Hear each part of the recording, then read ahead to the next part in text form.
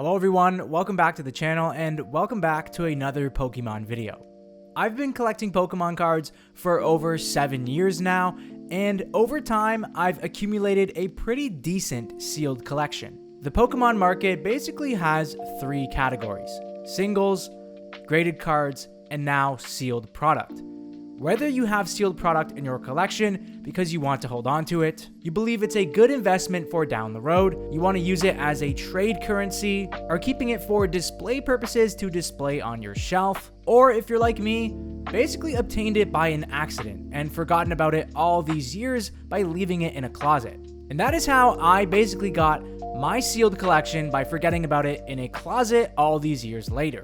So in today's video, we will be touring my $20,000 sealed Pokemon card collection.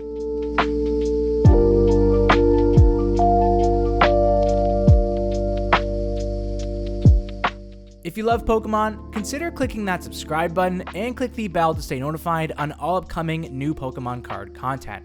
Now, my sealed Pokemon card collection is going to be broken down into a few parts for this video. First, we have booster boxes.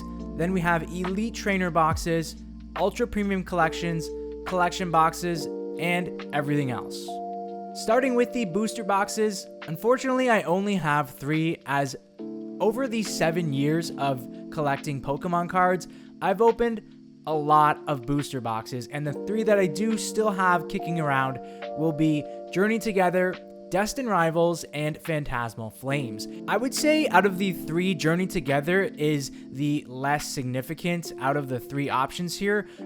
Destined Rivals and Phantasmal Flames are fantastic sets, and the prices of these 2 booster boxes have absolutely skyrocketed, and I don't know if I should open them or not. I might just have to keep these ones sealed for my collection going in the future. Moving over to Ultra Premium collections, the very first one I ever had was the Celebrations one, and unfortunately I did open it, but in hindsight, if I had to do it all over again, I absolutely would, because that was how I obtained the 2 metal promo cards, which I got graded recently. Unfortunately, they both came back a PSA 9. But I do have a few that are still sealed in my collection, and some of those will be the 151 Ultra Premium collection. These promo cards are unreal. I really do plan on keeping this sealed as a long-term investment. Also, I have the Charizard one with the amazing promo cards. These were totally dirt cheap years ago, and they just sat on shelves, and luckily I was able to grab 2.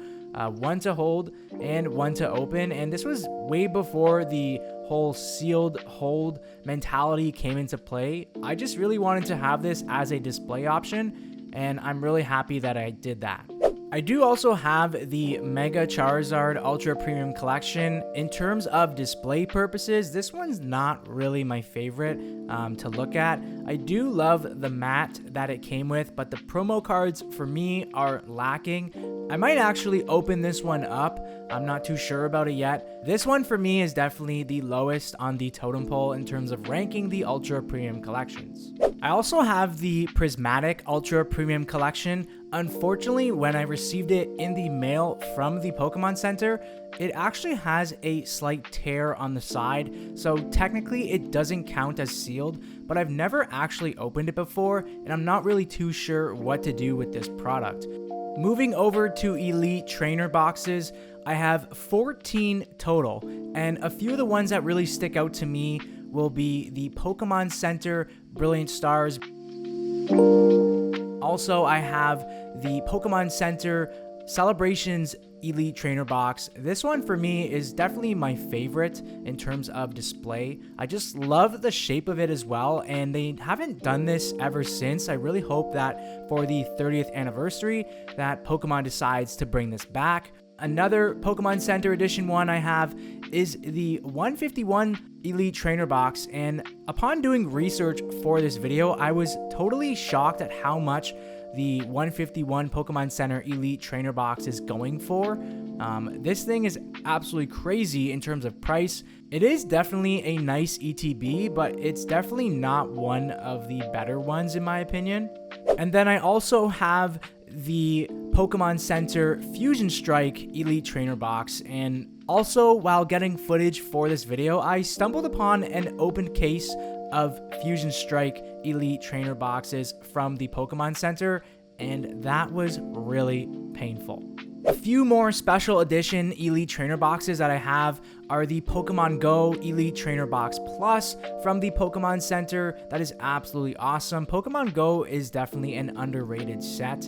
And I also have the Crown Zenith Elite Trainer Box Plus as well from the Pokemon Center. Crown Zenith is goated, one of the best sets of all time in my opinion.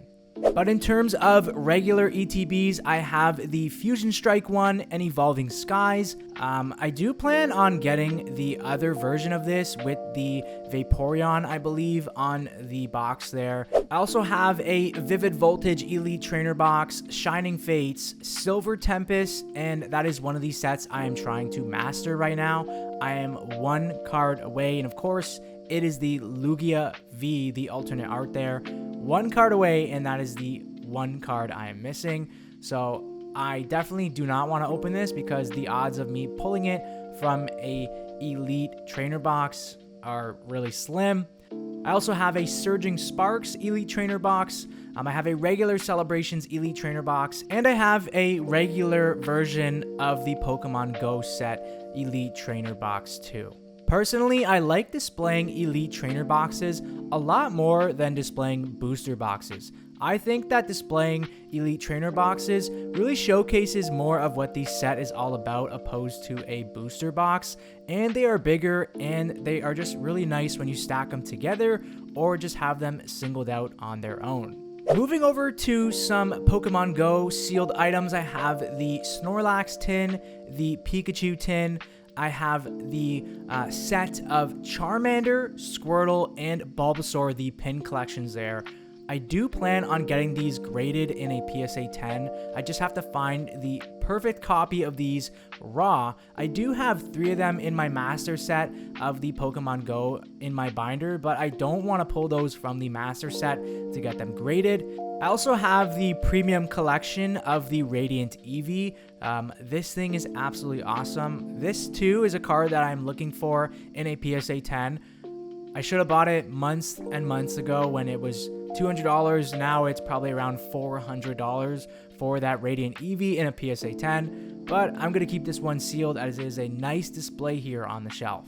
For me, Pokemon Celebrations is a set that gets a bad rap in my opinion, as yes, it only had the 25 cards in the set, and you kept pulling the same cards over and over and over again. But for me, it is a set that got me back into Pokemon card collecting. And collecting cards with my cousins, opening packs, chasing down whether we can find product on shelves is all a core memory for me when it comes to Pokemon and Pokemon Celebrations. So I do have a lot of sealed product when it comes to Pokemon Celebrations.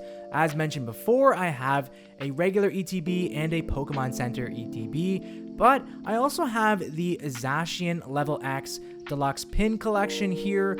I have the Pikachu V-Union Collection box.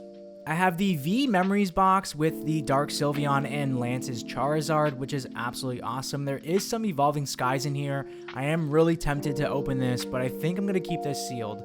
And I also have the Pikachu figure collection here. I love this Pikachu V promo card. I think it's so cute. I am looking for this too in a PSA 10, and this too has skyrocketed just like everything else in the hobby. I do have the 2-pack bundle from Costco for Prismatic Evolutions. For me personally, I'm not too sure if I want to keep this sealed or not. I might as well just open it up. Prismatic for me isn't really one of those sets that I care about. I also have the Pokemon Day 2026 here with the Pikachu promo that I think is super underrated. Last but not least, I have these amazing tag team tins with the Eevee and Snorlax GX. And I also have the Celebi and Venusaur here. These 2 tins are amazing. I do have these 2 cards graded in a PSA 9, unfortunately, but we will take it.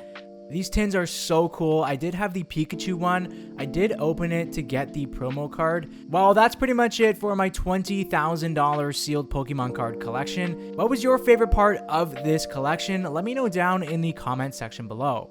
Thanks for watching, and I will see you in the next video.